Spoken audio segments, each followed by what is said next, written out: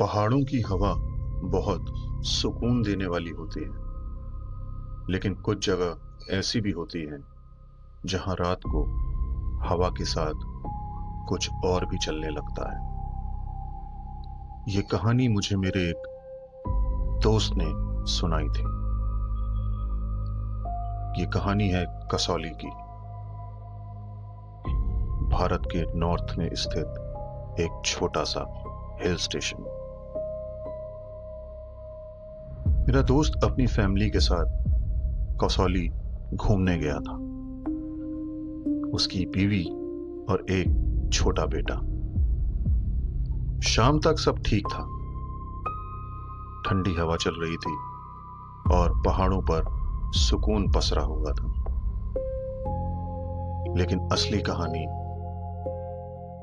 उस रात से शुरू होती है। मेरे दोस्त ने एक पुराना सा होटल ऑनलाइन बुक करा दिया था। होटल थोड़ा पुराना था, लकड़ी का बना हुआ। रूम में घुसते ही उसकी बीवी ने कहा कि पता नहीं क्यों यह कमरा थोड़ा अजीब लग रहा है। वो हंसा और बोला, पहाड़ों में सब ऐसा ही होता है, यू डोंट वरी। उसी रात तकरीबन 1 बजे अचानक उसकी आंख खुल गई।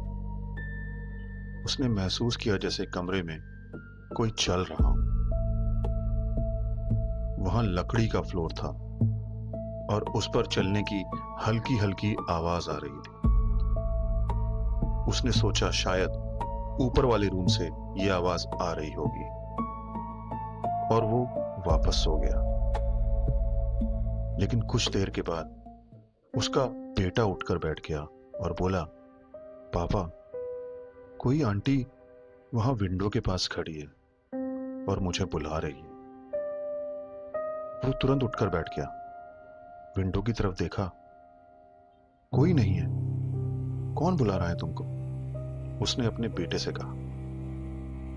अपने बेटे को शांत करने के बाद उसने उसको सुला दिया।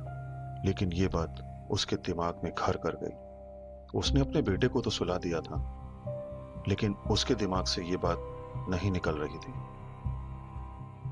सुबह उसने होटल के एक स्टाफ से कैजुअली पूछा, यहां रात को आवाजें आती हैं क्या?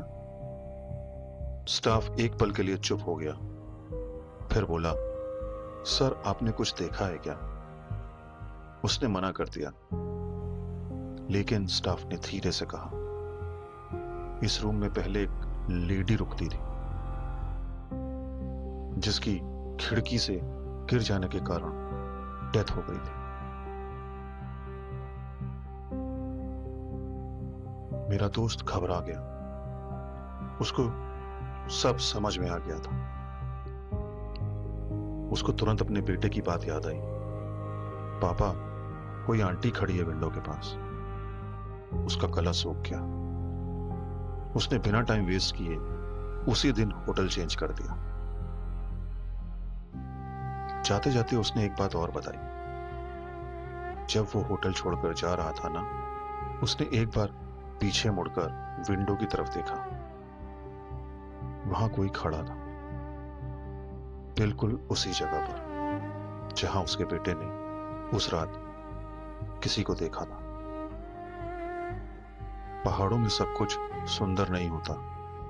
कुछ यादें वहां रुक जाती हैं।